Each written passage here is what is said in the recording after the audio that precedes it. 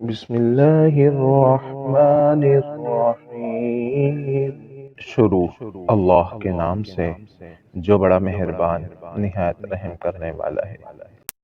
حضرت ابو ہریرہ رضی اللہ عنہ راوی ہیں کہ ایک دن ہم قضاء و قدر کے مسئلے پر بحث کر رہے تھے کہ سرکار دو عالم صلی اللہ علیہ وسلم تشریف لے آئے۔ ہمیں اس مسئلے پر الجھا ہوا دیکھ کر آپ صلی اللہ علیہ وسلم کے چہرہ انوار غصے کی وجہ سے سرخ ہو گیا اور ایسا معلوم ہوا تھا کہ گویا انار کے دانے آپ کے رخسار مبارک پر نچوڑ دیے گئے ہیں۔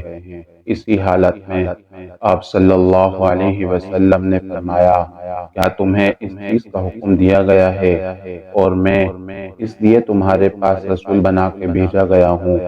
جان لو تم سے پہلے لوگوں اس لیے ہلاکت کی وادی میں پھینک دیے گئے کہ انہوں نے اس مسئلے میں الجھنا اپنا مشغلہ بنا لیا تھا۔ لہٰذا میں تمہیں اس بات کی قسم دیتا ہوں اور پھر دوبارہ قسم دیتا ہوں کہ تم اس مسئلے پر بحث نہ کرو۔ مشکوٰۃ المصابیح حدیث نمبر 98۔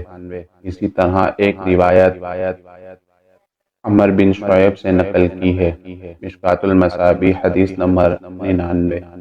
الحمدللہ آپ حضرات کے لیے احادیث، اقوال، واقعات روز بروز انشاءاللہ لاتے رہیں گے۔ اسی طرح کے اور احادیث، اقوال، دعا، واقعات سننے کے لیے ہمارے چینل کو سبسکرائب کیجیے۔